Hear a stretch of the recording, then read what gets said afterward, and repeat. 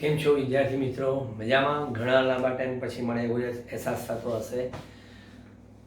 પ્રકરણ નંબર 3માં આપણે દાખલા શરૂ કરી દીધેલા છે. કયા? ઉદાહરણના પૂરા, સ્વાધ્યાયના સ્ટાર્ટ કરી દીધા છે. એમાં સ્વાધ્યાયનો મારા ખ્યાલથી તમે પહેલો, બીજો ને ત્રીજો આજે આપણે જોવાના છે. કયો? ચોથો દાખલો દારૂડિયાનો. મેં એના ગ્રાફનું એક બેકગ્રાઉન્ડ બનાવ્યું છે કે જેથી આપણે ગ્રાફ દોરતા વાર ના લાગે. બરાબર. હવે એમાં એવું કીધું છે કે એક દારૂડિયો એક સાંકડી ગલીમાં 5 પગલાં આગળ ભરે છે. એટલે જેના પગલાં છે એટલે 5 પગલાં આગળ જાય છે અને પાછો 3 પગલાં પાછળ જાય છે. પાછો 5 પગલાં આગળ જાય છે, પાછો 3 પગલાં પાછળ જાય છે. એમ કરતાં એનું પ્રત્યેક પગલું 1 મીટરનું એને ગણવાનું કીધું છે અને દરેક પગલા માટેનો સમય 1 સેકન્ડનો એ લોકોએ ગણેલો છે. તો આગળ 13 મીટર ખાડામાં, 13 મીટર દૂર રહેલા ખાડામાં એ કયા સમયે ધુઆંગ દઈને પડશે એ આપણે શોધવાનું છે. એટલે અહીંયા આગળ આપણે પેલા નંબર આપી દઈએ. સ્વાધ્યાય દાખલા નંબર 3.4. અહીંયા આગળ દારૂડિયાએ લીધેલ પ્રત્યેક પગલાનું અંતર કેટલું છે? પ્રત્યેક પગલાનું અંતર 1 મીટર અને તે માટેનો સમય 1 સેકન્ડ છે. બરાબર. પ્રત્યેક પગલાનું અંતર 1 મીટર અને તે માટે લીધેલ સમય 1 સેકન્ડ. હવે અહીંયા આગળ આપણે એવું છે કે તે 5 પગલા આગળ અને 3 પગલા પાછળ ભરે છે. માટે તે અસરકારક 5 વત્તા ઓછા 3 બરાબર 2 મીટરનું અંતર કાપે છે. એવું ના કહેવાય? આ ગણતરી કરી પછી આલેખની રીતે સમજાય. 5 મીટર આગળ ચાલે, 3 મીટર પાછળ જાય એટલે 5 ને પ્લસ કહીએ, 3 ને માઇનસ કહીએ એટલે અસરકારક 2 મીટર અંતર કાપે છે. અને તે માટે કુલ કેટલો? 5 માટે 5 વત્તા 3 બરાબર 8 સેકન્ડ જેટલો સમય લે છે. જોઈ લો. કારણ કે સમયમાં થોડી બાદબાકી કરો કે તમે 5 પગલા આગળ ચાલ્યા એટલે સમય 5 સેકન્ડ, પાછા 3 પગલા પાછળ ચાલ્યા એટલે સમય બાદ કરીએ ના, એવી બાદબાકી ના થાય. એટલે હવે આ પુસ્તક મેં ખાલી રાખ્યું તમને લખાવવા માટે કે શરૂઆતમાં જ્યારે સમય 0 હતો ત્યારે 0 મીટર અને પગલું પણ એનું 0 મીટર. બરાબર. પછી એ 5 પગલા શું કરે છે? આગળ ચાલે છે. એટલે અહીંયા આગળ 5 પગલા આગળ ચાલ્યો તો પછી 5 સેકન્ડ જેટલો સમય લીધો એને અને 5 પગલા આગળ ચાલ્યો એટલે આપણે અહીંયા આગળ કહીએ ઇન્ક્રીઝિંગ ઓર્ડરમાં 5 મીટર લખીએ. બરાબર. પછી તે 3 પગલા પાછળ ચાલે છે એટલે 3 મીટર ડગલા પાછળ લીધા તો 5 માંથી 3 બાદ થશે એટલે આ કેટલું થશે? 2 મીટર. બરાબર. પણ 3 પગલાની અહીંયા બીજી 3 સેકન્ડ એડ થશે એટલે કેટલી લખશો તમે? 8 સેકન્ડ લખશો. ફરી પાછું અહીંયા આગળ કહે છે કે ફરી એ ઇન્ક્રીઝિંગ ઓર્ડર 5 મીટર. હવે તમે જેમાં 5 માંથી 3 બાદ કર્યા એમ અહીંયા 2 માં 5 ઉમેરો એટલે અહીંયા આગળ 7 મીટર. બરાબર. પછી 8 માં 5 ડગલા આગળ ચાલ્યા એટલે 8 ને 5 8 સેકન્ડ થઈ. ફરી કેલ્ક્યુલેશન કરો. પાછું અહીંયા આગળ એ 3 ડગલા બરાબર, નીચે એટલે પાછળ ચાલ્યો, બરાબર.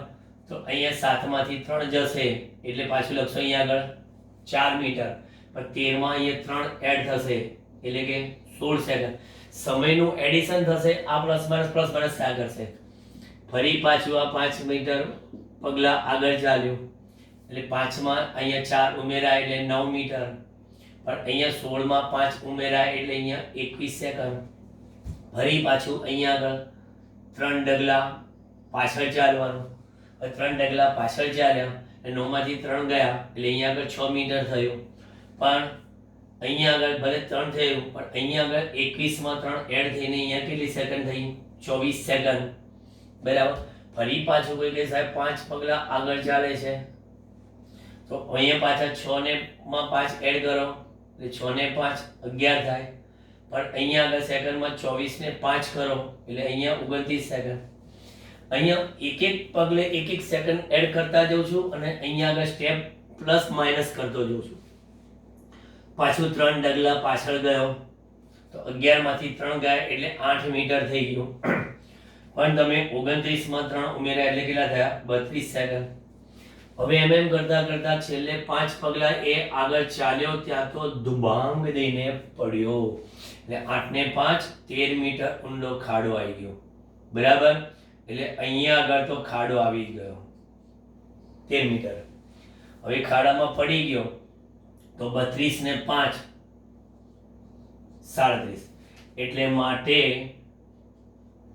13 મીટર દૂર આવેલ ખાડામાં દારૂડિયો 37 સેકન્ડમાં પડે છે. પેલામાં તમે ચેક કરતા જાઓ કે પ્રત્યેક 2-2 મીટરનું અંતર કાપે છે, બરાબર. એટલે આપણે કહીએ 2 + 2 + 2 + 2 2 ને 4 2 6 ને 2 8 + 5 બરાબર કેટલા મીટર થયા? 3 મીટર થયા. દરેક 2 મીટરે આ શું થયું? કાપેલું અંતર થયું. અસરકારક. હવે સમય જો, અસરકારક અંતર 2 મીટર કાપવામાં સમય 8 + 8 + 8 + 8 હવે તો 5 જ સ્ટેપ ચાલ્યો એટલે 5 જ સેકન્ડ એડ કરવાની એટલે 8 ને 16 ને 8 24 ને 8 32 ને 5 37 સેકન્ડ. બધી રીતે જવાબ કોષ્ટકની રીતે બતાવી દીધું, આ રીતે બતાવી દીધું. હવે ગ્રાફ જોઈ લઈએ. ગ્રાફમાં તમને ક્લિયર કટ પોઈન્ટ છે, જોઈ લો. ગ્રાફમાં તમે જુઓ છો કે અહીંયા 0 0 0 0 પછી અહીંયા આગળ 5 5 તો 5 5 એ થઈ ગયું એટલે સીધા અહીંથી અહીં સુધી દારૂડિયો આગળ ચાલ્યો. ચલો પછી 8 2 એટલે 8 સેકન્ડ અને 2 મીટર એટલે અહીંયા એટલે પાછું દારૂડિયો પાછળ આવ્યો એટલે અથવા આખો આલેખ આમ થયો. બધા મેં જો સેકન્ડના આ જે પોઈન્ટ છે બધા આપણી પાસે છે, અંતરના પણ બધા પોઈન્ટ આપણી પાસે મેં રેડ પેનથી બતાવેલા છે, બરાબર. હવે અહીંયા આગળ 8 2 થયો, 13 7 13 અને આ 7 એટલે ફરી પાછું એ અહીંથી ઉપર સ્ટેપ ચડ્યો, પછી એ 16 તો કે 16 4 x વર્સિસ t નો આલેખ દોરી રહ્યા છે દારૂડિયાનો. પછી પાછા 21 તો 21 એ 9 હશે, જોઈ લો 21 એ 9 છે એટલે ફરી પાછા આ સ્ટેપ ઉપર ગયો. ચલો ફરી પાછો પડ્યો અહીંયા નીચે, ફરી પાછો અહીંયા આગળ ઉપર જશે, જોઈ લો. ફરી પાછો અહીંયા આગળ આવશે અને છેલ્લે અહીંયા આગળ 13 મીટર ઊંડા ખાડામાં એ પડી ગયો. જોઈ લો કમ્પ્લીટ તમને x વર્સિસ t નો આલેખ દોર્યો, x વર્સિસ t નો આલેખ દોરીને પણ સમજાવી દીધું મેં, બરાબર. અને કોષ્ટક પણ બતાવી દીધું અને બીજું આ પણ તમને બતાવી દીધું કે દરેક વખતે અસરકારક અંતર જે કાપશે એ માટે જે સમય લગાડશે એ લખ્યો અને છેલ્લે પછી 13 મીટર એડજસ્ટ કરવા માટે 2 ને 2 4 ને 2 6 ને 2 8 માં 5 કરી દઈએ તો 13 મીટર થાય. તો પછી એ 5 મીટરે 1 મીટરે 1 સેકન્ડ તો 5 મીટરે 5 સેકન્ડ એટલે સીધો પડી ગયો ખાડામાં. ક્લિયર? બરાબર નજર મારી બોર્ડ પર.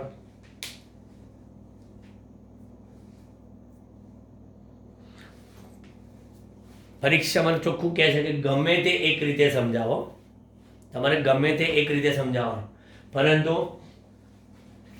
આ બતાવો ને તો આ દોરવી પડે, એટલે આ બંને જોઈન્ટ છે. બાકી આટલામાંય પતાઈ ગઈ, આ પૂરું થઈ ગયું. આ ગાણિતિક રીતે સમજાયું, આ આલેખી રીતે સમજાયું.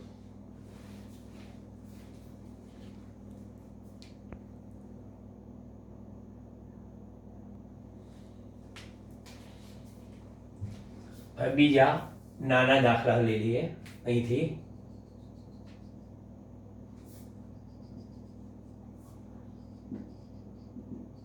સ્વાધ્યાય 3.5. એક જેટ પ્લેન 500 કિલોમીટર પ્રતિ કલાકની ઝડપે ઉડી રહ્યું છે.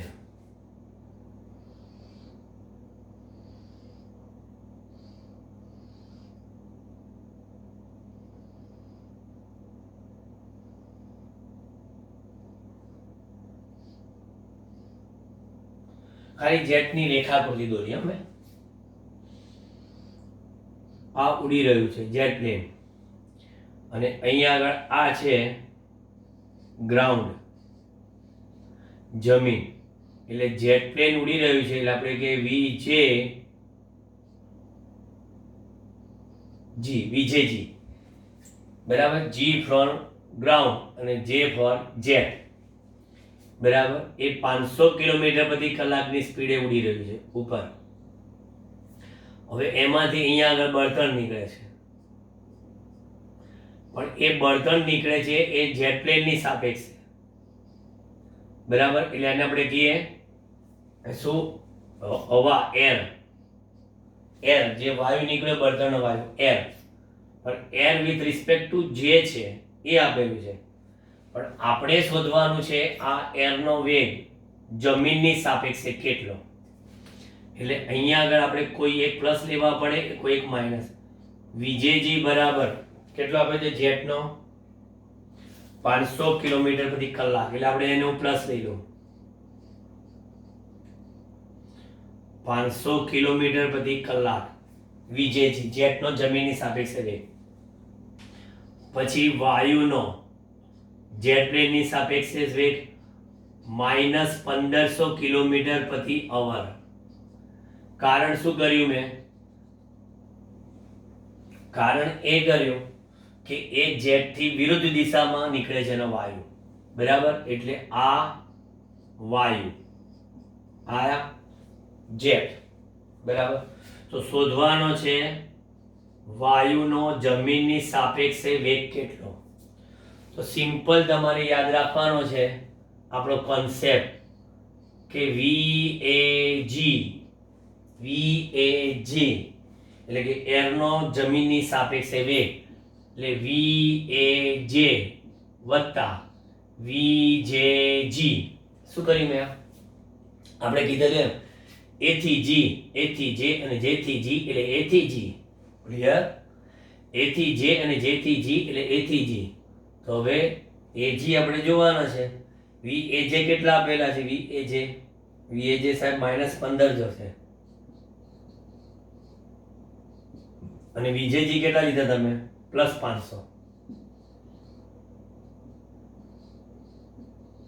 તો આ કેટલા આવ્યા?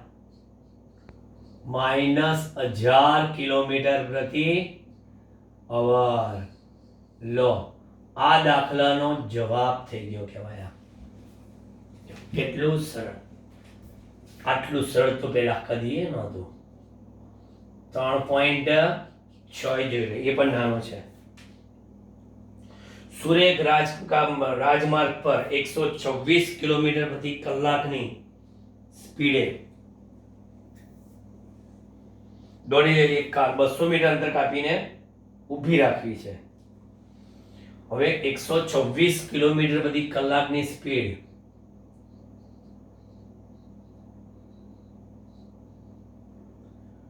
પહેલા તો પ્રારંભિક વેગ 126 ગુણ્યા 10 ભાગ્યા 36. શું કર્યું? આ કિલોમીટરના મીટર કરવા માટે 1000 વડે ગુણ્યા અને 3600 વડે ભાગ્યા, એટલા માટે કે કલાકની સેકન્ડ, પણ મેં સાદુરૂપ આપીને 10 ભાગ્યા 36 કરી નાખ્યા. બરાબર? એટલે કેલ્ક્યુલેટરથી આપણે જો ગણીએ, આપણી પાસે કેલ્ક્યુલેટરથી, તો એનો જવાબ આવે છે આ 35 મીટર પ્રતિ સેકન્ડ, અને એનો અંતિમ વેગ છે 0. બરાબર? ચલો, થોભવાનો છે એટલે. અને 200 મીટર અંતર કાપ્યા બાદ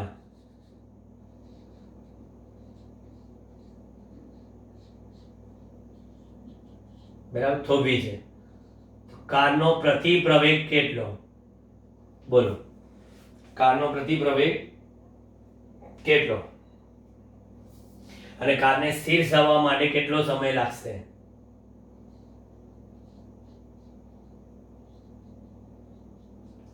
સ્થિર થવા માટે લાગતો સમય શોધો.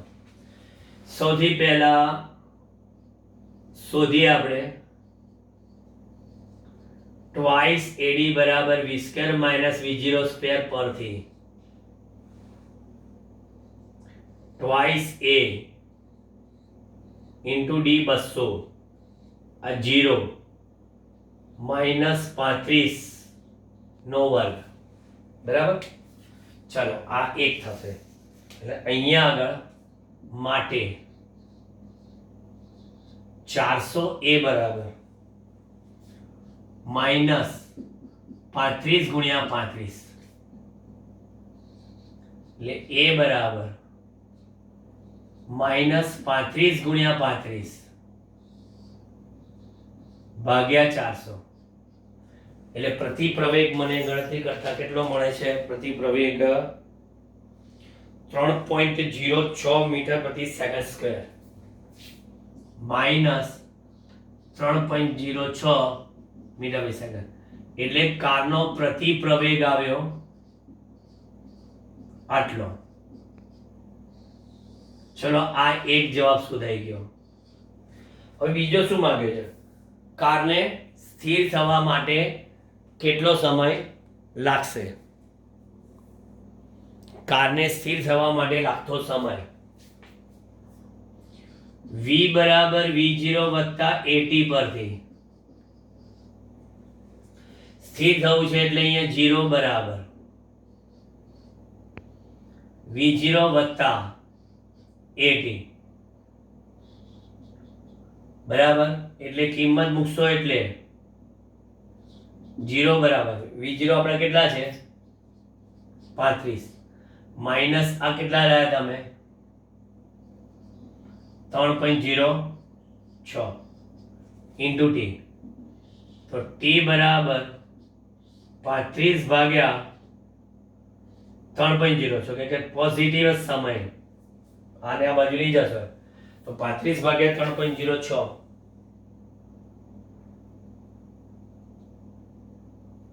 11.43 કેલ્ક્યુલેટર આવે જવાબ. એટલે જવાબ છે એપ્રોક્સી આ સ્થિર થવા માટે લાગતો સમય. ચલો, બરાબર? આખા બોર્ડમાં 3 દાખલા છે, સ્ક્રીનશોટ પાડી લો. એટલે આ દાખલા નંબર 1 જે 3.4 છે, બીજા 3.5 અને અહીંથી આ 3.6. 3.6 ને જુદો પાડવો છે, તો અહીંથી અહીંયા આગળ લઈ લો. આખો બોર્ડ બની દઈએ. આ 3.6 પાડી લો.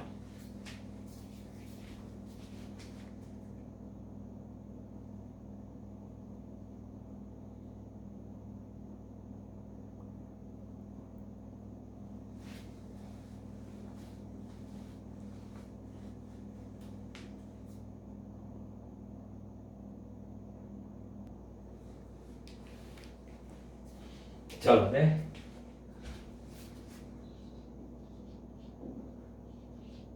સ્વાધ્યાય 3.7.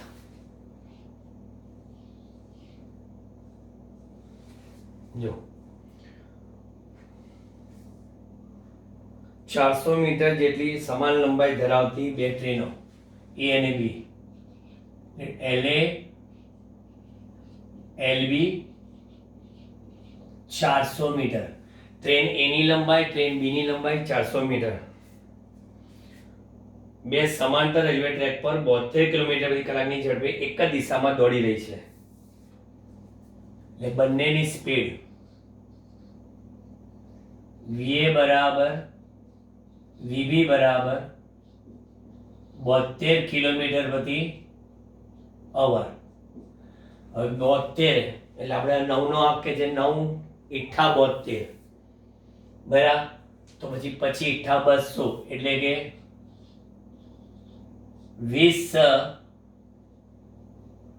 મીટર પ્રતિ સેકન્ડ. કિલોમીટર પછી આવવાના મીટર પ્રતિ સેકન્ડ કરીએ આપણે, બરાબર, 20 મીટર પ્રતિ સેકન્ડ. હવે શું કહે છે જો,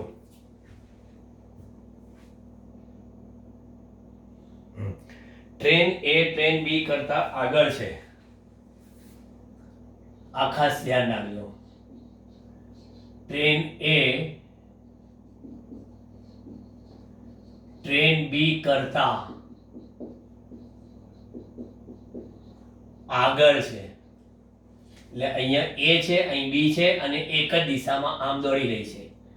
એટલે આપણે આમ આવી રીતે વિચારી શકીએ. આમ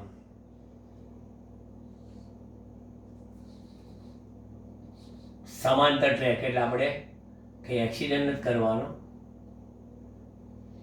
બરાબર. એટલે આ છે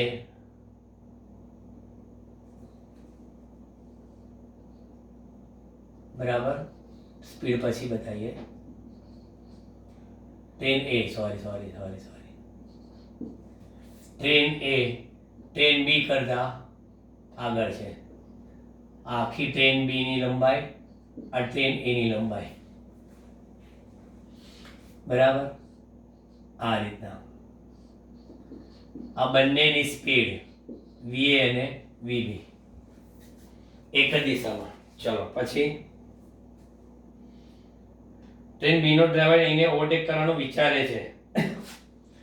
આને એમ થાય છે કે આને ઓવરટેક કરવી છે. એટલે B નો જે ડ્રાઈવર છે AB, એટલે મીન્સ કે એનો પ્રવેગ 1 મીટર પ્રતિ સેકન્ડ સ્ક્વેર નો વિચારે છે, પ્રવેગિત ગતિ કરે છે. એટલે પછી એના વેગમાં વધારો કરશે એવું કહેવાય છે, બરાબર, વિચારે છે.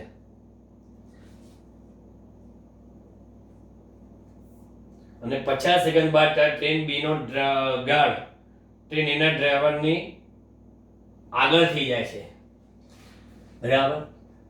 આ જે છે એ આની આગળ 50 સેકન્ડમાં જતો રહેશે. તો બંને ટ્રેન વચ્ચેનું પ્રારંભિક અંતર કેટલું આપણે અહીંયા આગળ કહીએ. ધારો કે બંને ટ્રેન વચ્ચેનું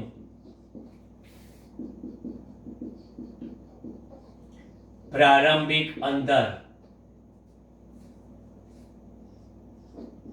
x મીટર લેતા બંને ટ્રેન વચ્ચેનું પ્રારંભિક અંતર આપણે x મીટર વિચારીએ છીએ, બરાબર. હવે 50 સેકન્ડમાં આગળ નીકળી જાય છે, તો 50 સેકન્ડમાં એ ટ્રેને જવાની તો ખરી ને, પણ એ ટ્રેનનો પ્રવેગ નથી, બરાબર. કારણ કે પ્રવેગી ગતિ બી ટ્રેન વાળા ડ્રાઈવરે કરી છે, એ ટ્રેન વાળાએ નહીં. તો હવે t બરાબર 50 સેકન્ડમાં ટ્રેન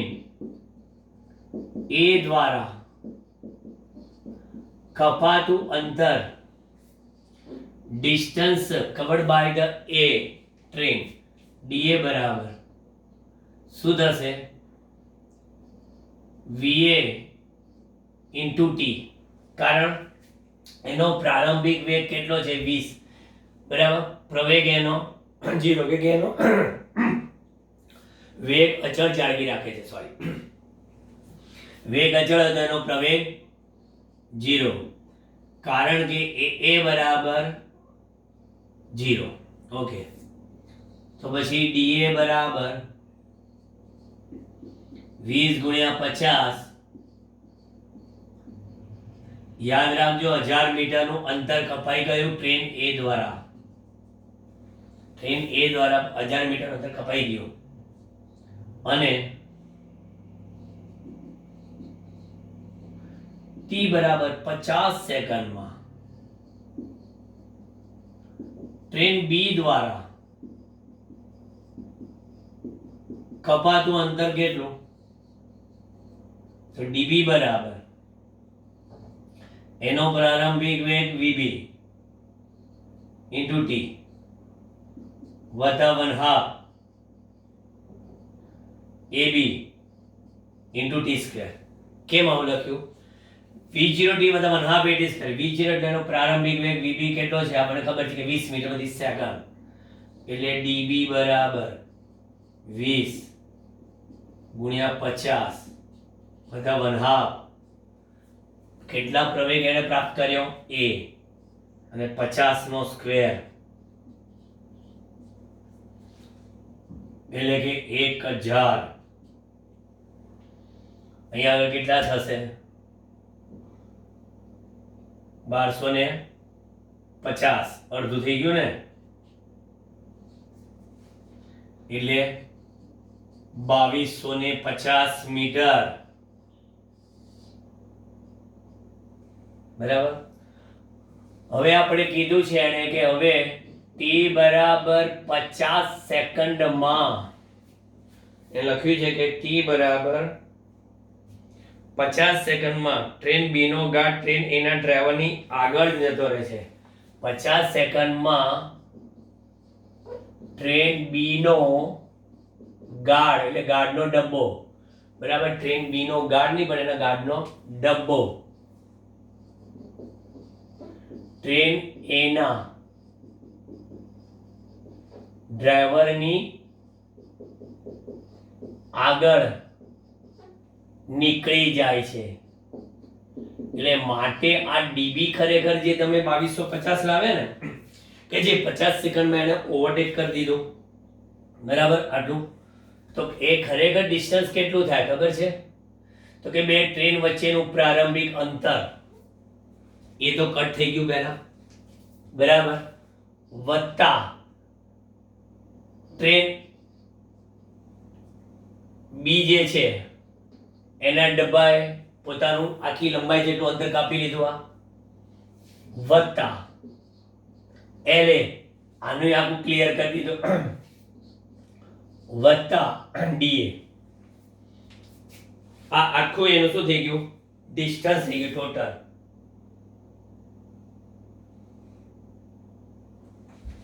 ટોટલ અમારે કિંમત મૂકવાની નહીં. શું બોલો કઈ? ડીબી 2250, એક્સ મન ખબર નહીં, બે ટ્રેન વચ્ચેનું પ્રારંભિક અંતર, બંને ટ્રેનના લંબાઈ 400 મીટર હતી, વત્તા કેટલી? 1000, 2250 એક્સ વત્તા 1800 એક્સ વત્તા 1800 માટે બે ટ્રેન વચ્ચેનું પ્રારંભિક અંતર બે ટ્રેન વચ્ચે પ્રારંભિક અંતર એક્સ બરાબર કેટલું? 2250 ઓછા 1800, 450 મીટર અંદર થાય. પણ આપણે જો એક કામ કરીએ, 450 તો લાયા બે ટ્રેન વચ્ચેનું પ્રારંભિક અંતર, પણ આપણે એક કામ કરીએ, જો ટ્રેન દ્વારા કપાતા અંતરની સાપેક્ષે ટ્રેન દ્વારા કપાતા અંતર એટલે કે ટ્રેન એ 50 સેકન્ડમાં કેટલો અંતર કાપ્યું? 1000, બી કેટલો અંતર કાપ્યું? 2250, બરાબર. કપાતા અંતરની સાપેક્ષે તેમની લંબાઈ એટલે કઈ LA અને LB ને અવગણવામાં આવે તો બે ટ્રેન વચ્ચેનું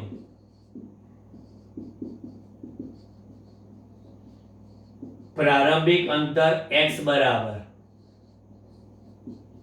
dB માઇનસ dA થાય અને dB માઇનસ dA એટલે 2250 ઓછા 1000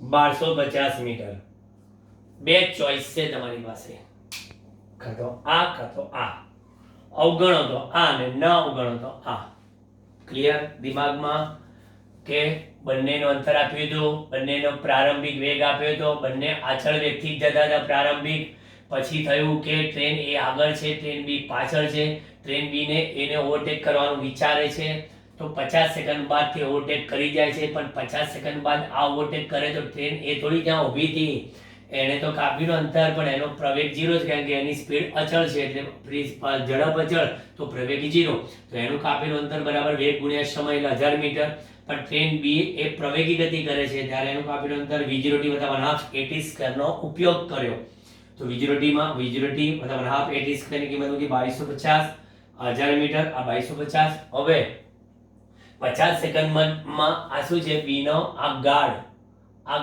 આની આગળ નીકળી જાય છે તો આની આગળ નીકળી જાય તો આ બંને વચ્ચેનું પ્રારંભિક અંતર જે તમે વિચારો એ ક્લિયર થઈ ગયું આ LA ને LB ક્લિયર થઈ ગયું અને આનું DA અંતર પણ ક્લિયર થઈ ગયું બોલો એને કાપેલ અંતરથી પણ આગળ નીકળી ગયું એટલે x + LB + LA + DA બરાબર DB પણ DB તો તમે શોધ્યું 2250 x મને ખબર નથી LB LA મને ખબર છે અને DA તમે કેટલા લાવ્યા હતા 1000 સાદુરૂપ આપ્યું એટલે x બરાબર કેટલા આવ્યા 450 આવ્યા પણ જો તમે આ કપાતા અંતરની સાપેક્ષે એની આ લંબાઈને અવગણવામાં આવે તો પછી બે ટ્રેન વચ્ચેનું અંતર 1250 ક્લિયર સ્ક્રીનશોટ લઈ લો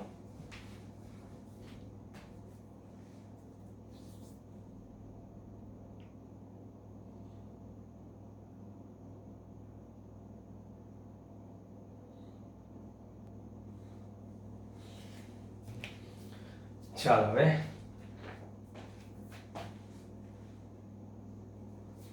સ્વાધ્યાય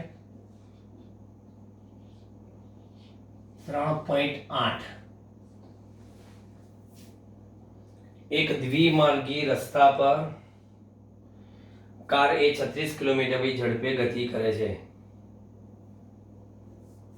એકબીજાની વિરુદ્ધ દિશામાં 54 કિલોમીટર પ્રતિ કલાકની ઝડપે સમાન ઝડપથી દોડતી કાર B અને C કાર A સુધી પહોંચવાનો પ્રયત્ન કરે છે એટલે આપણે દ્વિમાર્ગી રસ્તામાં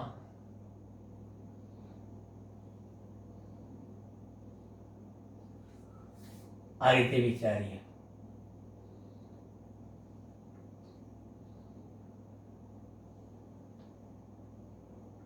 અને બીજી આ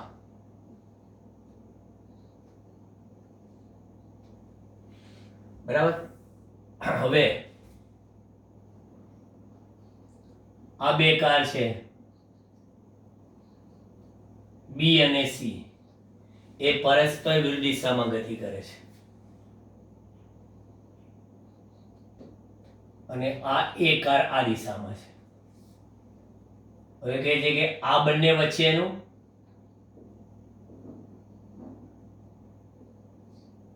અને આ બંને વચ્ચેનું અંતર 1 કિલોમીટર એ લોકોએ આપેલું છે આ કાર VC ની પ્રારંભિક ઝડપ કાર VA ની પ્રારંભિક ઝડપ કાર VB ની પ્રારંભિક ટૂંકમાં બધાની પ્રારંભિક ઝડપ જ આપેલી છે VB VA અને VC પહેલા આપણે લખી નાખીએ બરાબર AB અને AC વચ્ચેનું સમાન અંતર 1 કિલોમીટર AB અને AC વચ્ચેનું સમાન અંતર 1 કિલોમીટર ઓકે હવે આ ક્ષણે કાર B નો driver car C car B આ ક્ષણે કાર B નો driver car C car A ને ઓવરટેક કરે તે પહેલા નું વિચારે છે. બોલો, આ સી અને ઓ કરે પેલા બી વિચારે છે, પણ પછી એને તો વિચારતા પહેલા જોવું પડે કે એક્સિડન્ટ ન થવો જોઈએ, તો પછી એનો લઘુત્તમ પ્રવેગ કેટલો હોવો જોઈએ એવું માંગે છે. તો કાર બીનો લઘુત્તમ પ્રવેગ કેટલો હોવો જોઈએ? તો જોઈ લો, અહીં તમને શું આપ્યું છે? કાર એ 36 કિલોમીટર પ્રતિ કલાક. અહીંયા આગળ કાર એ નો પ્રારંભિક વેગ va, આમ તો કહેવાય voa, પણ પછી એ સાપેક્ષ જેવું દેખાય એટલા માટે આપણે અહીંયા લખી દઉં પ્રારંભિક વેગ va. કેટલો છે? 36 કિલોમીટર પર અવર. 9 ચોક 36, પછી ચોક 100, 1 મિનિટ ગયું, 10 મીટર પ્રતિ સેકન્ડ. કાર બી અને કાર સી નો પ્રારંભિક વેગ વીબી બરાબર વીસી કેટલો છે? 54. હંમેશા તમને મેં પહેલા કીધું હતું આવા જ વેગ આપશે. 9 છક 54, પછી 6 150, એટલે કે 15 મીટર પ્રતિ સેકન્ડ. ચલો, બંનેના પ્રારંભિક થઈ ગયા. બરાબર. ચલો હવે આગળ વધીએ. બંને હવે કાર સી અને કાર એ વચ્ચેનું અંતર. કાર સી એ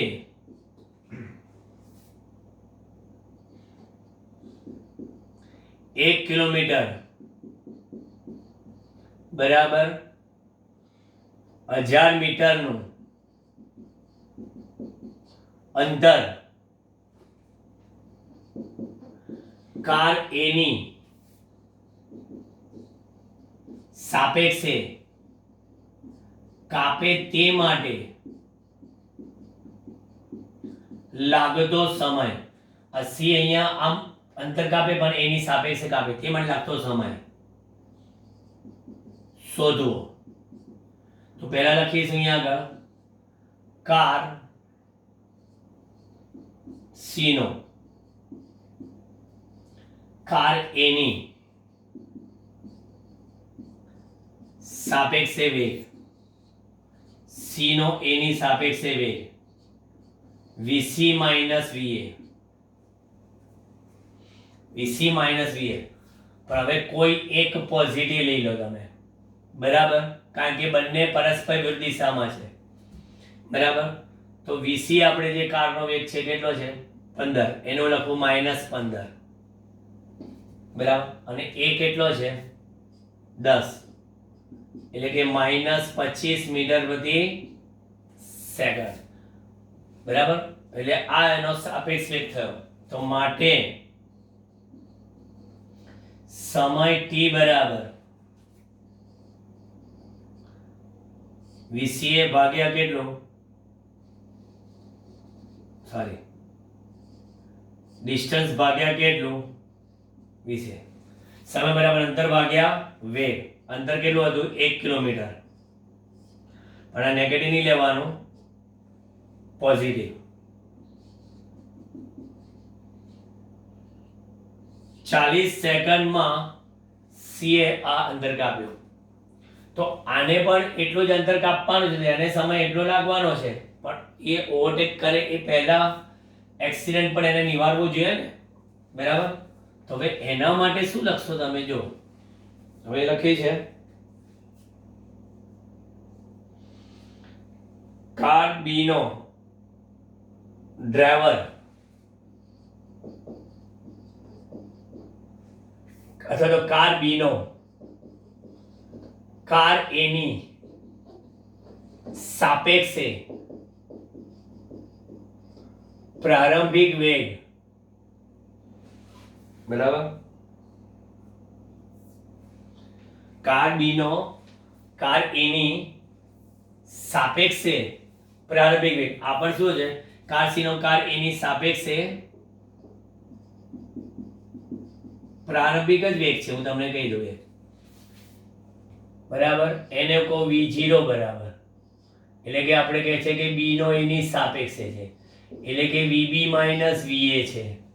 તો આપણને પડશે vo એટલે પ્રારંભિક વેગ સાપેક્ષ પ્રારંભિક વેગ, vb માઇનસ va, vb 15 15 ઓછા 10, કારણ કે બંને એક જ દિશામાં છે એટલે બાદબાકી થશે, એટલે આવશે આપણી પાસે 5 મીટર પ્રતિ સેકન્ડ પ્રારંભિક વેગ.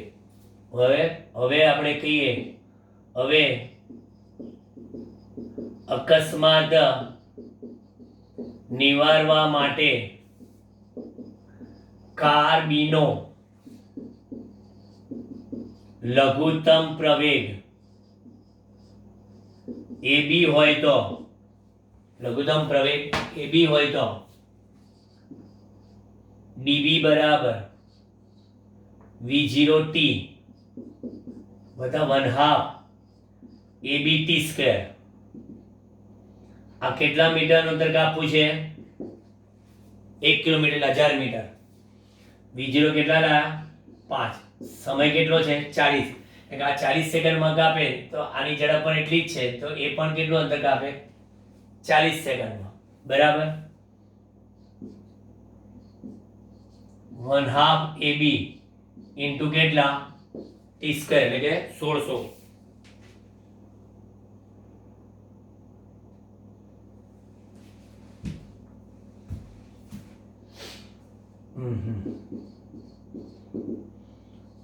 પાંચ ચોકુને 20, 200 વત્તા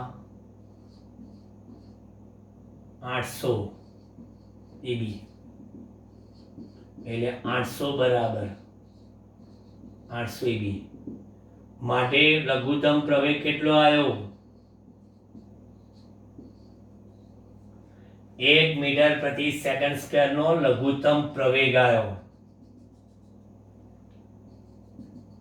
જોઈ લો છે બરાબર. બંનેને ડિસ્ટન્સ એક સરખી ઝડપે જતા હતા તો 1000 કિલોમીટરનું અંતર કાપવા માટે વેગ સરખો બરાબર, અને બીજું શું સરખું? એમનો અંતર સરખું. તો સમય પણ એમનો 40 સેકન્ડ જ આવે, એટલે 40 સેકન્ડમાં આને અકસ્માત નિવારવું હોય તો લઘુત્તમ પ્રવેગ કેટલો જોઈએ એ આપણે શોધી કાઢ્યો. આમાં બંને સામસામે હતા એટલે સાપેક્ષ વેગમાં સરવાળો થયો, આમાં એક જ દિશામાં હતા એટલે સાપેક્ષ વેગમાં બાદબાકી થઈ. ક્લિયર? જોઈ લો.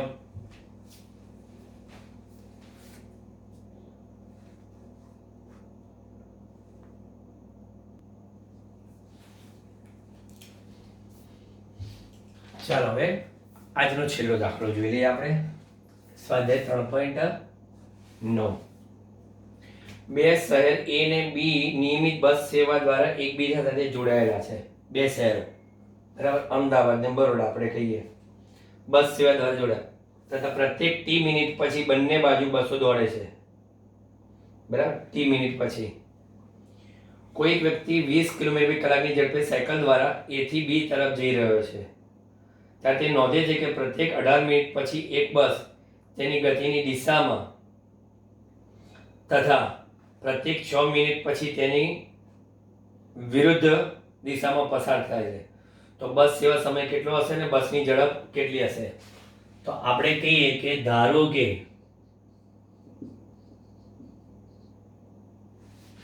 બસ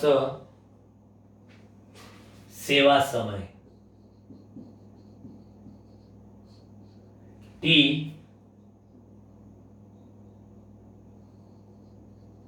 અને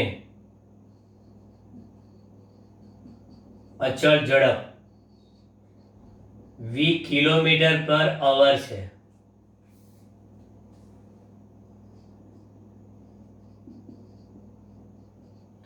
સાયકલ સવારની ઝડપ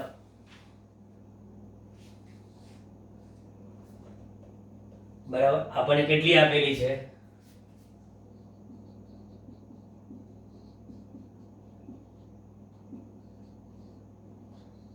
20 કિલોમીટર પર પાવર આપેલ છે. ચલો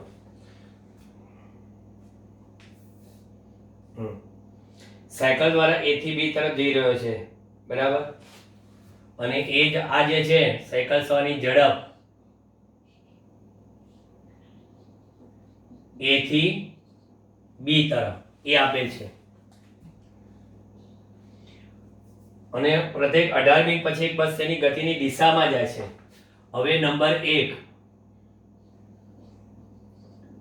18 મિનિટ બરાબર 18 ભાગ્યા 60 કલાકે સમય બસ ક્યાંથી જાય છે? A થી B તરફ જાય છે, એવું લખ્યું છે. A થી B તરફ જાય છે. 18 મિનિટ પછી બસ તેની ગતિની દિશામાં જાય છે, એટલે કે A થી B તરફ જાય છે. માટે બસની સાયકલની સાપેક્ષે ઝડપ v1 બરાબર શું લખાય? એક જ દિશામાં છે, એટલે કે v - 20 કિલોમીટર પર અવર થાય.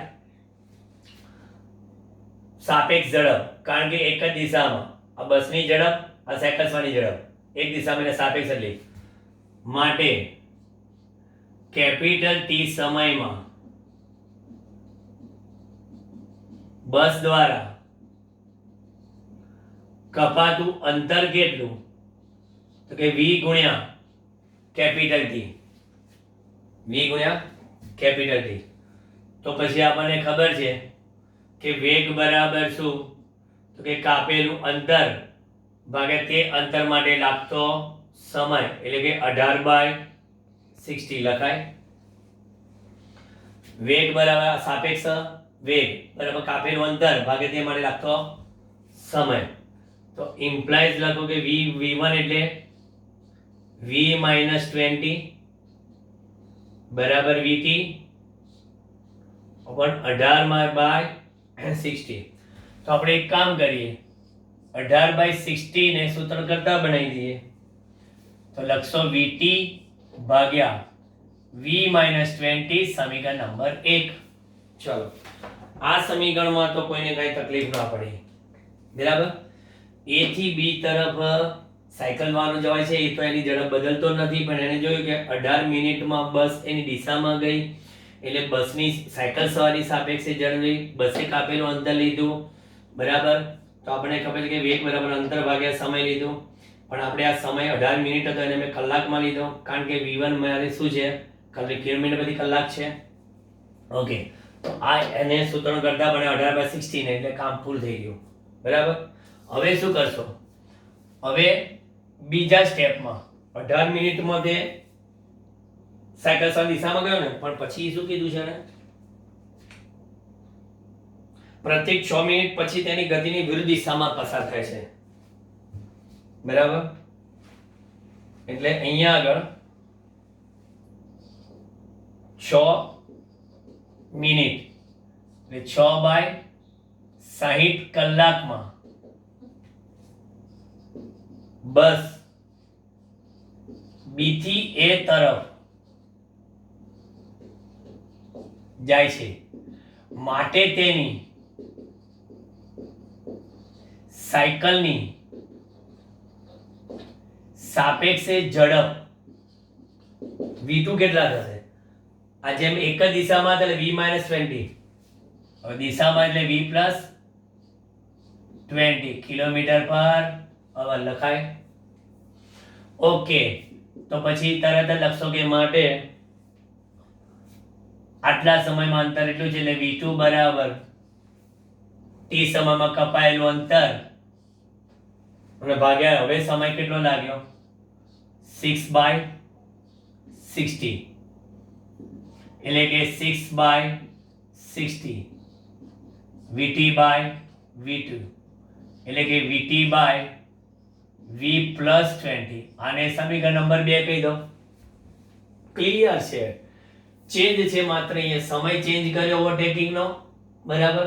અને બીજું શું બદલાઈ ગયું તમારે? સાપેક્ષ વેગ.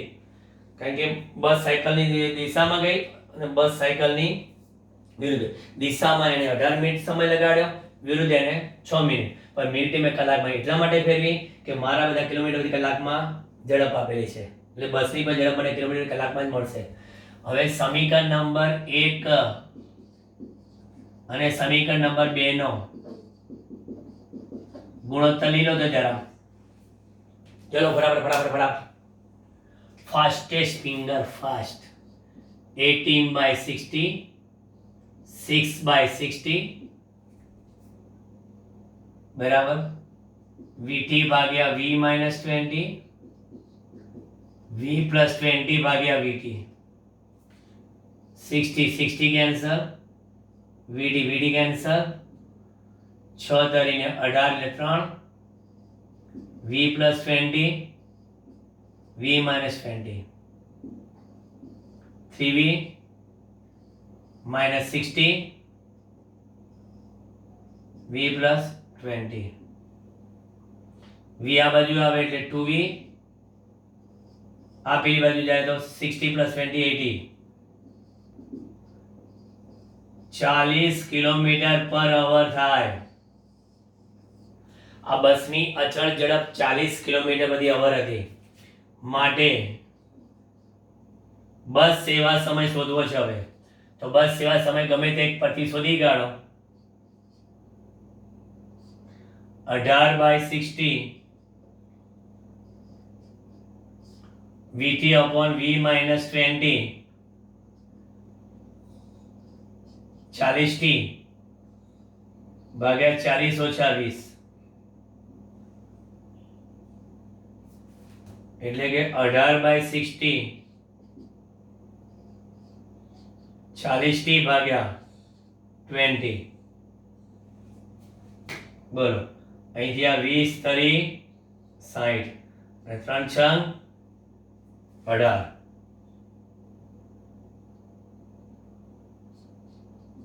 ટી બરાબર તમે ચેક કરો તો કેટલા થાય?